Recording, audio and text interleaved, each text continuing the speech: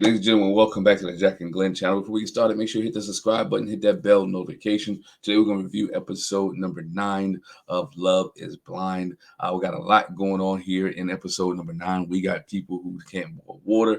We got people who can't take care of their own bills. We got people who meet families and see families, and then we realize and we find out that somebody already has a family, right? So let's get started, man. Let's get started with let's talk about Taylor and Garrett, the couple that's going well, right? We see Taylor and Garrett go out on an evening date where Taylor thanks him for being so supportive, right? During the whole Steven and Monica breakup. That he was there, that he was willing to talk to Monica and give her encouraging words, that she was willing to start to and to lift her up, right, and make sure that she's okay. She also appreciates him for checking out San Diego and speaking to her parents, right, who live there. Like, he's decided to go to San Diego and check on her parents, and he was like, "Look, I have to ask because what happens if your dad says no, right? And what happens if your dad say no?" And Taylor was like, "I need this in order to get to the altar in 2 weeks, right? I need you to go talk to my parents. I need you to meet my family. I need you to see how things go, right?" And like I said, Garrett asked, he said, "What happens if he asks Taylor your father and he says no, right? For your hand in marriage." All right. And that's a possibility. Yeah, you never know, right? So you'll see some things that will transpire, right? Hopefully he doesn't say no when they go to San Diego, and everything will be that much better, right? Later you see Taylor friends at the apartment, and she tells the group that she's worth sacrificing for, right? But moving to a new city and cutting back his hours at work, Taylor's friends said, "Nah, I don't know if Garrett's going to do that," right? We all know Garrett has some hesitation about moving to San Diego. His mom doesn't want him to go. He said he really wants to go. Only time will tell, right? Nobody really wants to. It's always uneasy to pack up, leave, and move on. It's always uneasy to do that, right?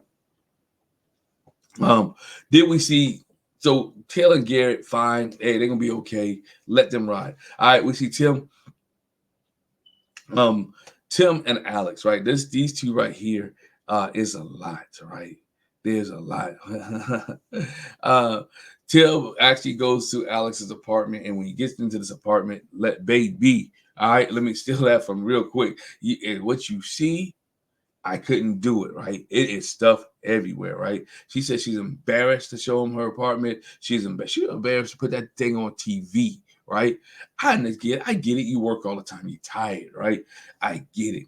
But you got stuff all over the place. Clothes on the floor. You knew that you're going to go in the show. You knew you had an opportunity to come back off this show, that you might be matched with somebody, that somebody may come to your apartment. Somebody may check your stuff out. Why don't you in the world clean your stuff up?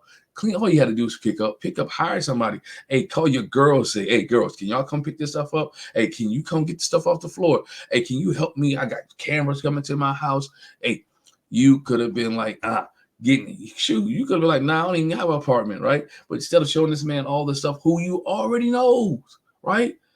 Is a neat freak who you already knows, who's been in the military, who you already know that you could say one bad thing and this thing could be over like tomorrow. So this man doesn't want to see an apartment with your clothes and stuff all over the floor, but nonetheless, her stuff was all over the floor.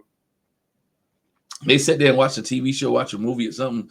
He should have helped to clean up, right? But nonetheless, it was her apartment and they did what they did, right? So biggest thing here, one of the things that I want to get to is Marissa, right? Marissa introduces Ramsey to her family, right? To her mom, her sister, and her brother. And when I say her mom was on 10, I don't know if it was the alcohol, I don't know if it was the past hurt, I don't know what it is that she has she just loves Marissa, but whatever it is, her mom, it was on 10. Marissa's mom And the siblings were pretty cool. Like, hey, let them do them, right? Mom crossed every boundary you could cross here, right? And it's a fine line between protecting your kid and crossing boundaries and letting your grown kids make decisions. Marissa's mom crossed boundaries here. She's telling him that she needs to think he should have that she should have a prenup. Yo, that's none of your business. That between Marissa and Ramsey, right? At the end of the day. And I have kids. So when my kids decide to get married, I'm not gonna, hey, and you got paper. Look, there's some things that as a parent you can suggest. There's things that you cannot make them do, right? And I thought she was trying to make them sign a prenup because she didn't want Marissa to lose her money. Hey, that's on her. If she feel like this dude is loving, that this is her husband, and but Ramsey hit her up like, yo, I don't mind signing a prenup. Look, that's what she wants. I'll sign it. Marissa says, I'm not gonna make you sign a prenup for what? Right? But Ramsey was like, if I need to sign a prenup, I can sign one. I will sign one. But I love the fact that Marissa stood up to her mom in this instance. Mom, who has 4 kids by 4 different dads, the kids were joking on her. Right? They even were throwing shots at her for her family, right? Or how she has the kids. Marissa's mom, like I said, she said this. She said she worked too effing hard and has suffered from men over between her father, her stepfather, and then get effed over by a husband because he doesn't have enough money. He does not make enough money, right? Hey, each his own. But mom was just going in on Ramsey, going in on Marissa, like, I need you to do this, I need you to do that. Mom is hurt, right? All these men that hurt her, she's want to make sure she's putting up walls and trying to make sure her kids don't get hurt. All right, she's trying to make sure that her kids don't get hurt. Mom, chill. All right, mom, chill. Then Marissa and them, yo, they eat Marissa and Ramsey have a conversation later on. He said, I don't care. I'm satisfied for the time. Ramsey has no problem with what Marissa's mom seems to said or what she did. He's like, I'm satisfied, right? I'm good. You know, she had to do what she had to do. I'm fine. They talked about him being married once before, all that, right? Once they get alone, I was like, yo, are we 12? Are we 13, right? Like, they start discussing a kid timeline. Ramsey started talking slow, started talking real slow. All right. He like, I thought we said we were gonna wait like 3 to 5 years, and now you want to change the timeline. I want Marissa, like, I want to wait a little bit closer, right? I mean, what's wrong with 2 and 3 years compared to 3 and 5 years? They bring on the issue of birth control. She's like, I don't want to take birth control. He was like, well, I don't want to wear a condom. I'm like, hold on, dog, what you doing? Right? Condom sex is just regular sex. Some people like condom sex. Hey, bruh. Yo, she don't want to take birth control. Y'all don't want no kids right now. Somebody gotta do something. And we ain't 13. The pull-out method does not work, right? Things happen in this type of method. So if you don't want kids for 3 to 5 years after you had this conversation, bruh, then wrap that Jimmy up, right? Put a hat on that soldier. She has a right. Hey, look, I don't want to take birth control pills. I don't want to do this. It affects my body. It mess with my vitamin D deficiency, whatever case may be. He doesn't want to wear a condom. So guess what, Marissa? Stop giving them to him. Stop giving him sex. But if you stop giving him sex, then he has a problem with affection and love. Y'all in a rock and a hard place. We're not 13. These grown folks conversation, grown folks decisions, right? Been there. Man, me and Jack may share a story later. But hey, you guys they gotta make a decision, right? You have to make a decision. You have to be understanding, hey, what do I do here? Right? What can I say? Make a right decision, bro. If you still want to get some cookies, you still want the cookies, you better put a hat on that soldier, right? Hannah and Nick, Hannah parents weighing on Nick. They actually like Nick, right? They think Nick is doing a good job, right? They think Nick is polite. They think Nick is nice. They think Nick and Hannah will do well with each other. We've learned that Hannah became so independent at a very young age, right? And what I'm talking about, she's critical of Nick. She's downright mean, right? She really, the way that she talks to Nick and the way that he just takes it is like she's talking to a puppy. And Nick just takes it. Do you love her that much that he just takes it, right? Nick's mom like really loves Hannah. Like, she exceeded her expectations, right? Until you watch the show, mom. Until you see how she talks to your son, unless you talk to dad like that, right? But Hannah talks to Nick like bad. But they, both of them see their parents. They both parents weigh in.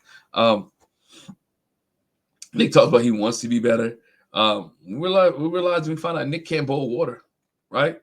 I don't know if he can't boil water or she makes him nervous, right? I don't know if he can't do anything or every time he tries to do it perfectly, and he got the backup quarterback syndrome, right? For those who play sports, when you're the backup quarterback, you come in and you try not to make a mistake because you don't want to go back to the bench, right? And that's what I think it is. Nick has that a backup quarterback syndrome. He don't want to make any mistakes. He don't want her to argue. He don't want her to fuss. Bruh, newsflash. She's going to say something about everything that you do. Everything that you do will be scrutinized. Everything that you do will be ridiculed. She does not. She has some nice bones, but she thinks it's like Dave Chappelle says, when keeping it real goes wrong, she's keeping it real so much that it's going to go wrong. At a certain point in marriage, you have to learn how to, I call it tone, pitch, and voice, right?